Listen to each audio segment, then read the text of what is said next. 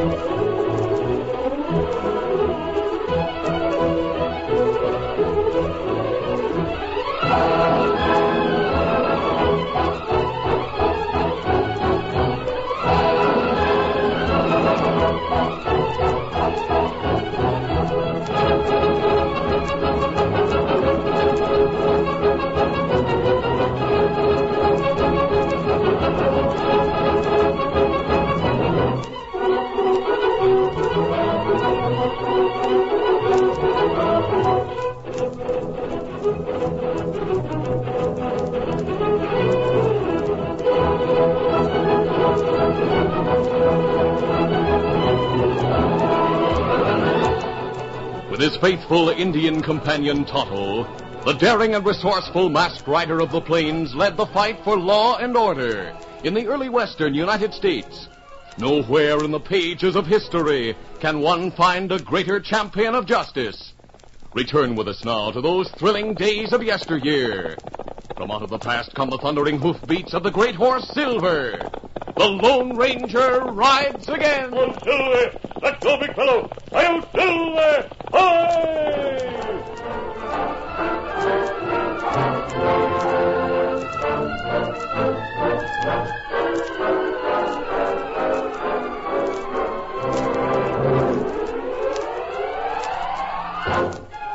The Lone Ranger and Tonto were watching from a hilltop. Come on, Silver. Get him up, Scout. When they saw a westbound stagecoach winding through the valley, they hurried downhill to a pile of boulders near the trail.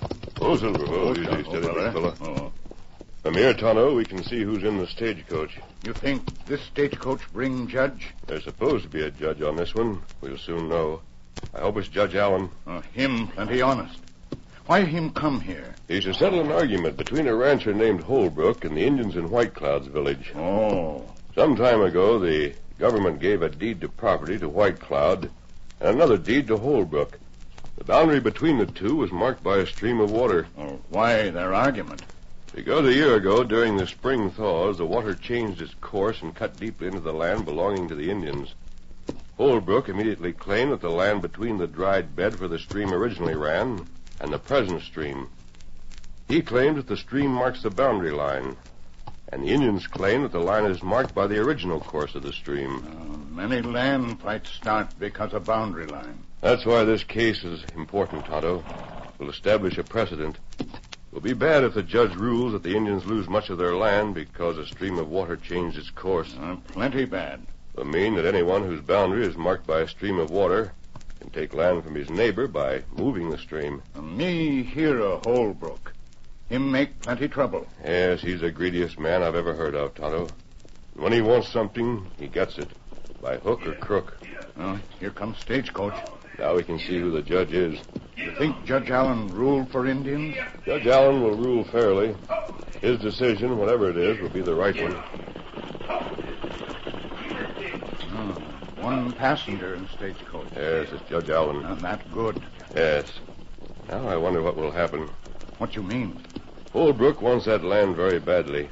He tried to buy it from White Cloud's people before the stream changed its course. Now he sees a chance to get it for nothing. He'll put up a fight if Judge Allen rules against him. Anything him can do? There might be. That stagecoach will stop in Cold Springs to change horses. Then we'll go on to Newfield. That town near Holbrook Ranch. That's right, Tonto. Judge Allen will probably go there to discuss the situation with the Indian agent, a man named Bart Benson. If we start now, we can get to Newfield ahead of the judge. But make camp, and you go into town and see what you can learn when the judge and Bart Benson talk. If the judge is going to rule against Holbrook, we may have to prepare for trouble. Oh, we start now? Yes. On, Silver. Get out, Scout.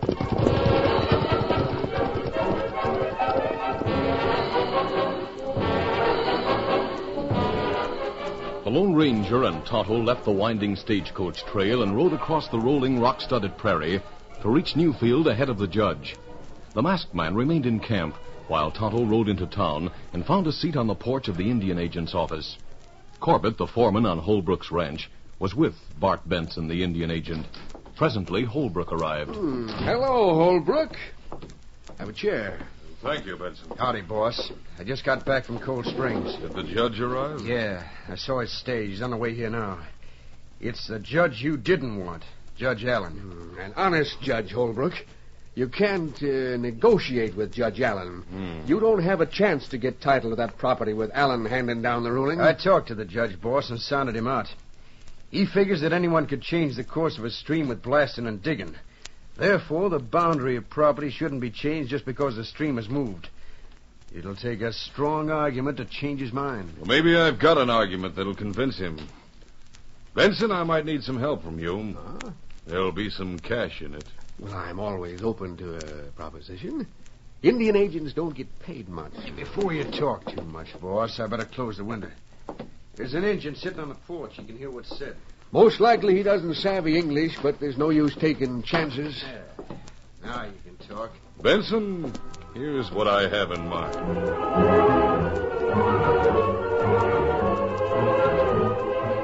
Tonto stayed on the porch for about a quarter of an hour, so it would not be obvious that he left because he could no longer hear the conversation in the office of the Indian agent. He rode slowly until he reached the end of town. Then he hurried to the camp where the Lone Ranger was waiting. In a few words, he told the masked man as much as he knew. And you couldn't hear what Holbrook wanted the Indian agent to do? No. Me not learn much. You've learned quite a bit, Tonto. Steady there, Silver. I'm going to tighten your cinch. You learn that Holbrook is going to hire Bart Benson, and it's probably for something underhanded. He's going to do something to make sure Judge Allen rules in his favor. That right. I want to know what Holbrook plans to do. The Indian agent can tell us. How you make him talk? We'll bring Benson here to camp. We go right now? Yes, easy, steady, Easy, Scout. Easy, fella. Come on, Silver. Get out, Scout.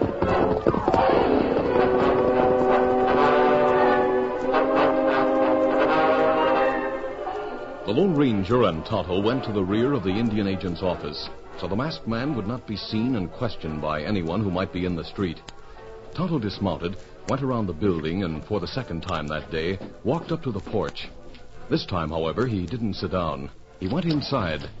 Bart Benson, seated at his desk, was alone in the room. Well, Indian, what can I do for you? A feller in back building want powwow with you. Who is he? Now, you go out back door. You see him. Tell him he can come in here if he wants to talk. I'm a busy man. Well, him busy, too. Now, you go out back door and you see Wait, him. hold on, Redskin. Who do you think you're ordering around? Huh? Hey. You go. Put down that gun. You'll never... Now, here, me take your gun. Now, you go quick. All right, I'll go, but you'll regret this. You've got a lesson coming to you. Last time a redskin got rough with me... You go quick.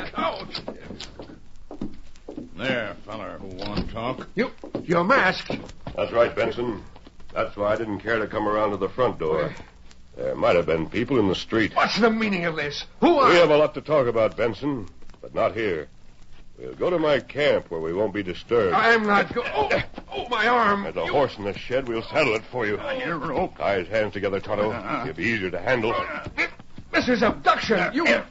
Fix him. Tie them in front. You wait. You just wait. I have friends around here. They'll see that you get what's coming to you. I expect to meet your friend a little later. Now keep quiet or we'll gag you.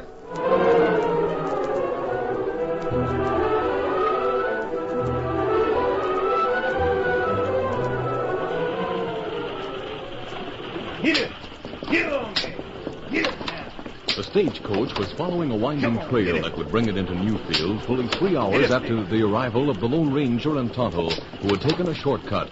and Corbett, who had traveled the same route over the rocky plain. The stage was about 1 hour from Newfield when Judge Allen became tired of riding alone and took a seat beside the driver. Get up there. Get along, you lazy good-for-nothing. You're not pushing the horse too hard, are you, driver? No, I want to get to Newfield by sundown. Good. I'll be glad to see this trip ended. Hey, Judge, it's none of my business, but I figure maybe you should know. Know what? Well, you're going to be dealing with John Holbrook. Well, not exactly, eh? He's one of the men involved in the case I'm to decide on. Well, that's what I mean. He's downright anxious to get that land belonging to the Indians. So I understand. When Holbrook wants something, he gets it one way or the other. Indeed? I figured I would let you know. You better watch yourself, Judge. Ho there. Ho now. Ho, easy there. What's the matter? But Dad, ratty luck. Look what's on the trail ahead.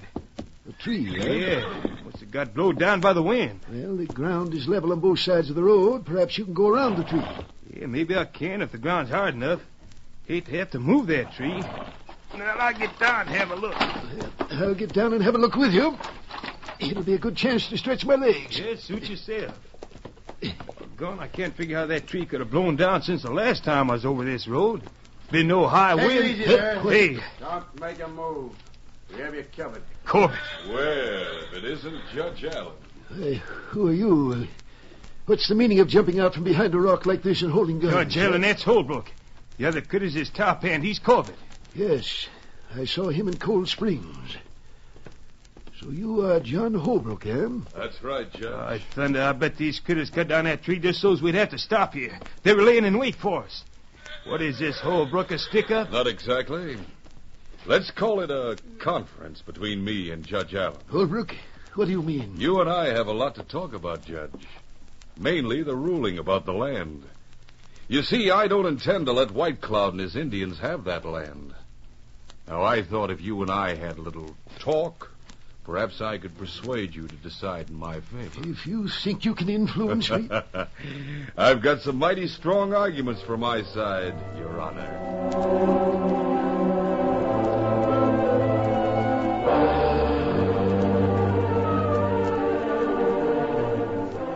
John Holbrook and his top hand, Corbett, forced the driver to unhitch the team while they tied the judge's hands. Now, driver, get the judge's handbag from the stagecoach. You get it yourself. Don't talk to my boss like that. Why? I'll do what Mr. Holbrook says. I have to whack you again, I'll use the barrel of my gun. You'd better do as they want. All right, Judge Allen. I'll get the bag. The judge might need some of the things that are in it. Here it is. All right, now come back here, driver. What's your game, Holbrook? How far do you think you'll get with this kind of a deal? Far enough. Tie the driver's hands, Corbett. Right, boss. Now you see here. Give me your hands and shut up. Make them good and tight. Don't worry. I tie a man, he stays tied. Holbrook, I suppose you plan to use force to make me rule in your favor on the title to that piece of land. Well, that's a first-rate guess, Judge Allen. Corbett learned how I felt about the matter when he talked to me in Cold Springs. You shouldn't have talked so much.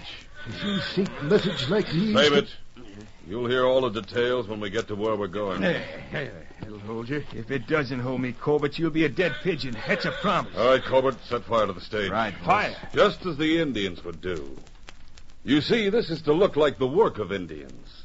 Members of White Cloud's tribe. Of all the cowardly tricks... We've just started, Judge Allen. Before we're through, the Indians may be charged with a lot more than the burning of a stagecoach.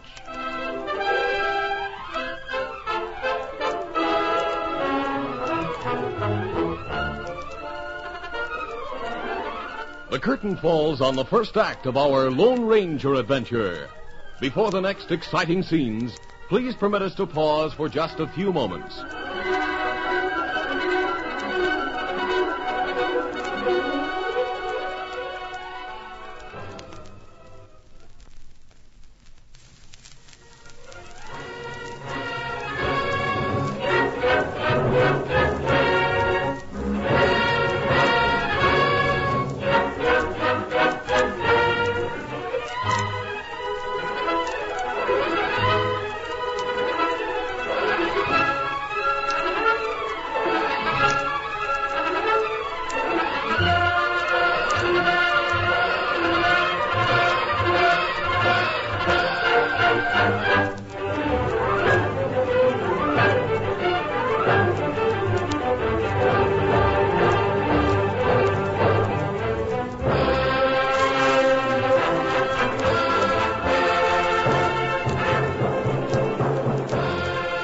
Now to continue.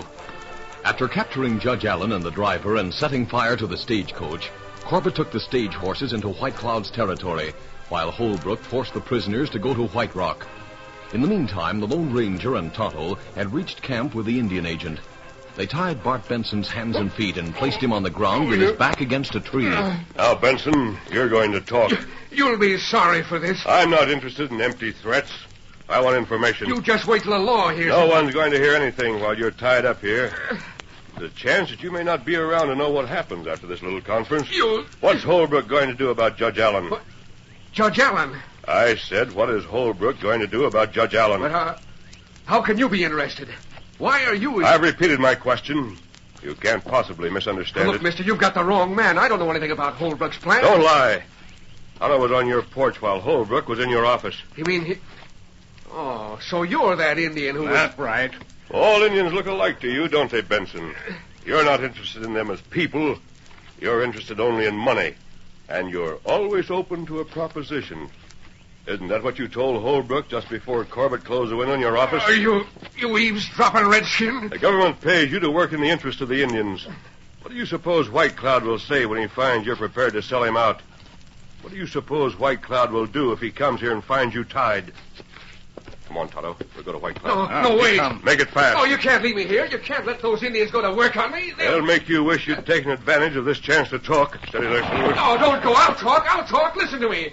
Holbrook wants the judge to rule against the Indians on a land boundary. What does Holbrook plan to do to the judge? He's going to capture him. He's going to force him to put his ruling in writing. He'll hand the ruling over to me, and I'm supposed to see that it's enforced. Does Holbrook plan to kill the judge? Yes. He and Corbett, they'll burn the stagecoach and leave the horses near White Cloud's place, so the murder will look like Indian work. Burn the stagecoach? You mean to say they've already started out to meet the stage? Yes. Tonto, keep an eye on this man till I get back. I'm going to try to reach the stagecoach before it's too late. Easy, steady, big fella. One, Silver. The Lone Ranger followed the stagecoach trail eastward to the scene of the abduction.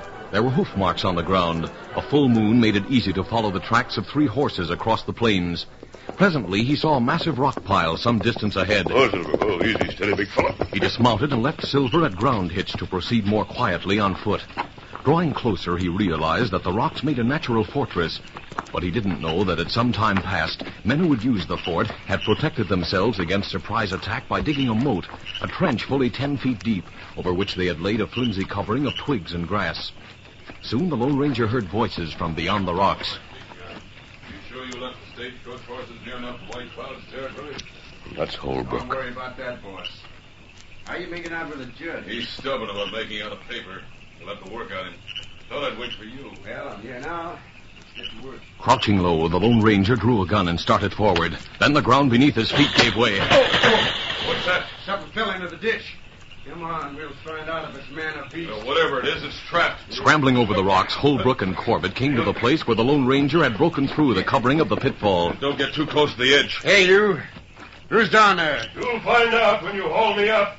Drop a rope. We'll find out before we haul you up. Where'd you come from? I'll answer no questions until you get me out. Then you can stay there until we're ready to get you out. In camp where the Indian agent was held captive, Tonto began to feel concern at the long-continued absence of the Lone Ranger. He built a fire to serve as a beacon. Still, the masked man did not return. Tonto had tried several times to get more information from Bart Benson without success.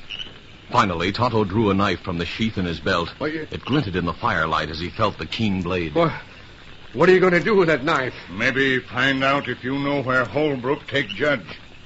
Maybe that where masked friend go. I can't tell what I don't know. You win. Me not hurt you. Me put knife away. Me go look for masked friend. Leave you here. But first make sure ropes are plenty tight. As Tonto leaned to inspect the ropes, Bart Benson saw the knife, which had been put only lightly in the sheath, fall out and drop to the ground. As Tonto moved away from the campfire, Bart Benson fairly held his breath, for fear the Indian would discover that he had dropped his knife. Get him up, For several minutes after Tonto rode away, the Indian agent waited motionless. Then, when he no longer heard the hoofbeats, he squirmed forward until he could reach the knife with his hands, which had been tied at the wrists. It took some straining and struggling, but presently Benson managed to cut the ropes. Then he cut the bonds about his ankles. He was free. He hurried to the place where his horse had been left. He tightened the cinch, then picked up the reins and leaped to the saddle. Get up there!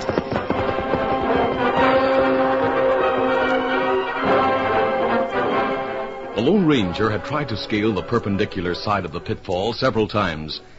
He knew that while he remained there, utterly helpless, Holbrook and Corbett were arguing with Judge Allen.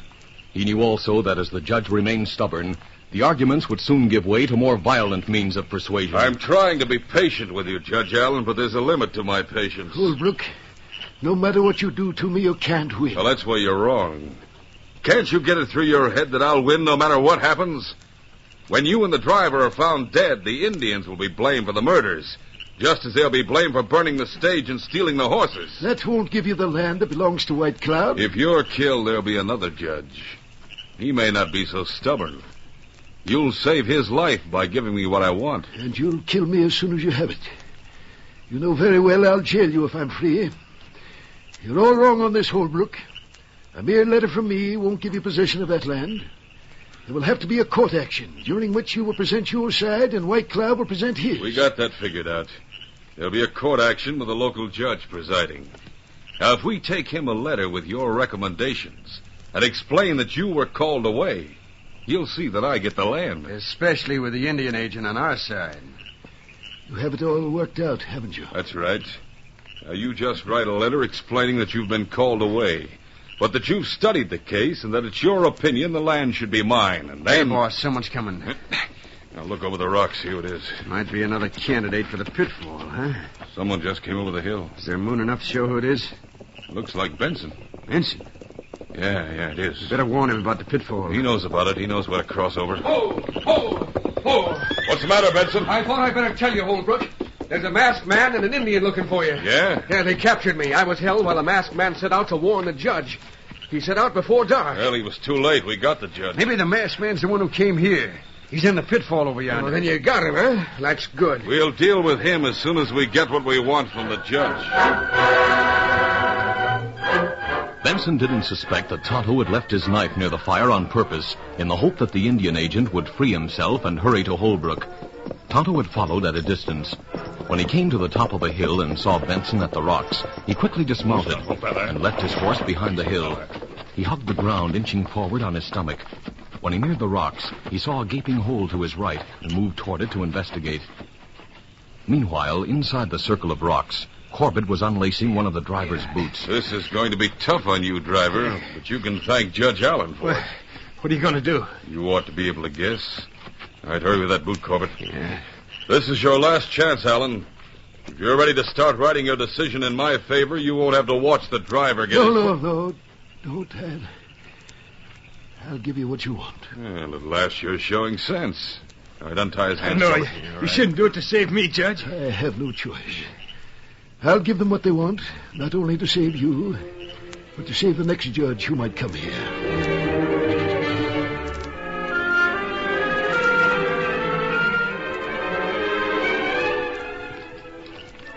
There you are, Holbrook. There's your letter. Thank you, Judge Allen. Yeah. Now, should we let the judge and driver have it, boss? Might as well. I'll take that paper. My arm! Come on, Tonto, let's take him. masked man. I'll kill you. No, you won't. Leaping down from the rocks, the Lone Ranger and Tonto met Holbrook and Benson hand to hand, while Corbett writhed with the pain of a broken arm. A well-directed blow put Holbrook down. Corbett reached for a gun with his good hand, but the masked man was too quick. No, you don't. He got this one. Oh, my arm, you're twisting it. Stand over there. You're covered. Keep an eye on them, Tonto. I'll free the judge and driver. I'll cut the rope around your feet, Judge Allen, and you can free the driver. There you are. There was one man caught in a pitfall. Yeah, Tonto found me there. He lowered his lariat and pulled me out. Hey, Judge, I reckon this is the first time you and me have had a masked man on our side. Well, I'm not one to question the way in which Providence sends help. Now, we'll tie these men and drop them into the pitfall. They'll stay there until the law comes for them.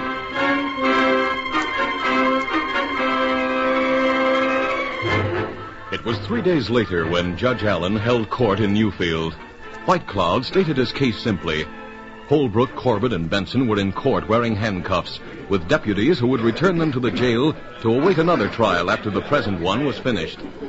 No one was aware of the masked man and the Indian, who sat on their horses outside and watched the proceedings through a window. The court has studied this case and heard testimony from both sides. The decision about to be rendered is important for two reasons. First, it may serve as an example by which other similar cases may be decided. Second, it will give evidence that the principles on which our government is founded are more than mere words on paper. In our courts, all men have equal rights without prejudice. A stream that marked a boundary has changed its course. In this case, it was an act of God. If this court ruled that those who own land could lose their property because of this, it would be a simple matter for unscrupulous people to gain possession of land bounded by a similar stream, to increase their holdings by artificially diverting the water. This court therefore rules that the boundary remain as fixed and marked by the former bed of the stream. Holbrook, if you are not satisfied with this decision, you may appeal and insist on trial by jury. What's the use? I know when I'm licked. What about the other case? Abduction and intent to kill? Yeah. That will be another trial. And I promised the masked man I would remain here to see that you and your friends were punished to the full extent of the law. That masked man. He has added greatly to the list of those who are indebted to him. White Cloud and the Indians. The driver of the stagecoach owes his life to that masked man, and so do I. Yes, many people are indebted to the masked man. He is the Lone Ranger.